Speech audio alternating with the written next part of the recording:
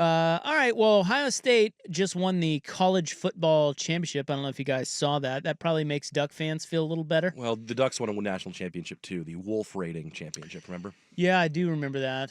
But We're it doesn't. claiming it now. I mean, seriously, you're a Duck guy. It doesn't make you feel a little better Ohio State won it? I mean, a little bit.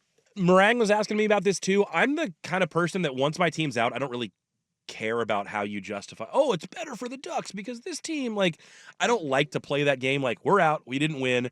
But there is, I guess, some solace in like, well, if you're going to lose, at least it was the eventual champion. Well, and it probably makes you feel, I guess it lessens the bruised ego regarding the blowout. Like, if they went and got thumped by somebody else, Yes. that would have been Then tough. you're like, ooh. Yeah, because Duck fans still had this notion, well, if we'd played anybody else, we still probably would have won. And that may be true. And you can hold on to that, at least with this result for Ohio State. Hey, whatever makes you feel better. Sure. But look, I would say this about Ohio State.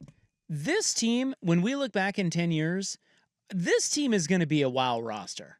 They have some studs, and I think it makes Oregon's team look pretty good. I told this to Joey the other day, and we'll have him on again tomorrow, but I think this Oregon team that you just saw, I think it is going to age well as well. In other words, we're going to look back on this team and go, whoa. That team was really good. That team was stacked. Mm-hmm. And I think that's true of Ohio State. Yes. So there's the so Wall Street Journal had this, that there is this bro, this analytics guy, and let me get his name here. He Ryan Brewer. He's an analyst, associate professor of finance at Indiana University Columbus, and he does this with college football programs. He is giving them valuations. So in other words, Indiana University Columbus, that's in Ohio. I know. I just read it and I glossed right over it. But he puts valuations on college football programs, and he says, and I want you to guess. Now, I don't see Oregon on here because in this article, they don't actually put the full list, which is why I can't tell you what he evaluated Oregon at. Right. But Oregon is not in the top, let's see, 1, 2, 3, 4, 5, 6, 8. Does it say what elements go into the valuation?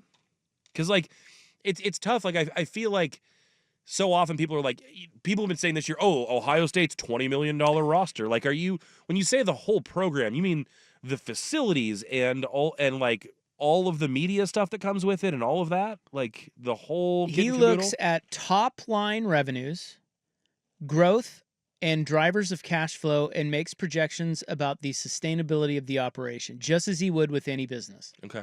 He's just looking at it like a business, which I think is the right way to look at it, because that's the era we're moving into, finally. And he says it is not a mere 1 year snapshot. He combed through years of data for all 131 major college football programs, from the heavyweights all the way down to Louisiana Monroe. Then, after breaking down everything from television viewership to trends in enrollment, his spreadsheet finally spit out an answer. And Ohio State is the highest valuation, which surprises me. I thought maybe it would be Texas. Sure. But it is barely Ohio State. Is Texas 2? Texas is 2. Yeah, that makes sense. They're very close. Would you like to guess how much? Because again, so for reference, for those that don't follow, the Commanders, the NFL team, sold for $6 billion or something. Yeah, seven, I think. The highest valuation in pro sports is the Cowboys at like 10 or 11 billion. Yeah. NBA teams like your Blazers right now, 2.5 to 3 billion. Mm-hmm. So what would the Buckeyes be worth? Man. And I don't know how you weigh like the alumni effect and kind of the tribalism and like how staunch that fan base is. But I'm just trying to compare it, I guess, against an NFL team. I don't think it's going to be. Do you think it's over $1 billion?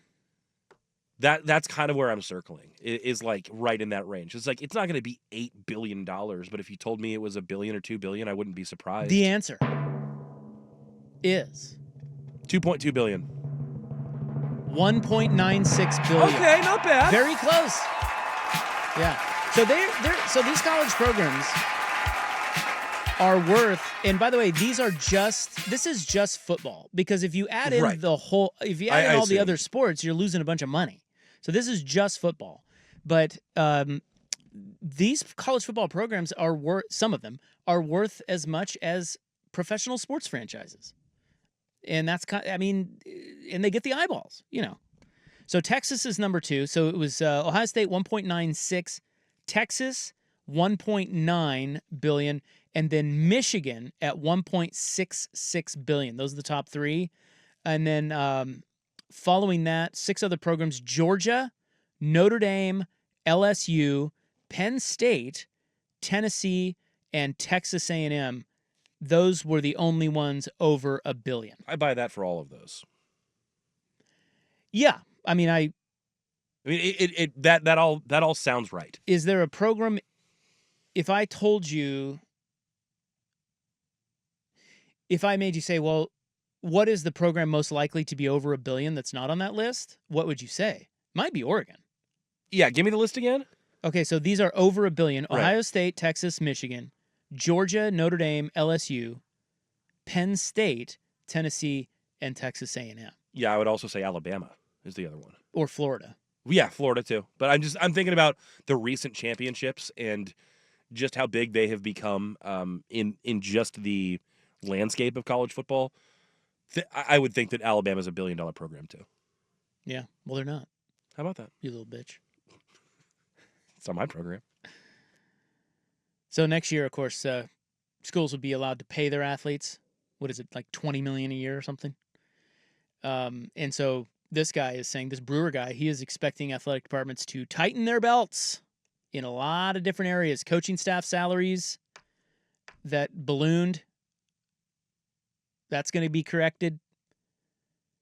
And listen, I'm telling you, eventually, college football programs, they're going to have private equity ownership. They are. And those PE firms are already lining up trying to make it happen. Yep. They're circling. Was that what that Redbird Capital or whatever it was that was trying to be the first? Was talking to like 70 different ADs? Yeah, they were trying to do their own league. Yeah. But that's going to help smaller schools. Brewer even said that. He said, the private equity thing is going to help smaller schools because smaller schools, you can get a smaller amount, and maybe it's not over 50%. They don't run everything. You still run it, but you get that infusion of capital. That's just huge. Whereas, I don't know. It's wild to think of the Ohio States and Texases with more cash, like private equity. But for them, I would wonder if it would be a situation where you now have too many cooks in the kitchen.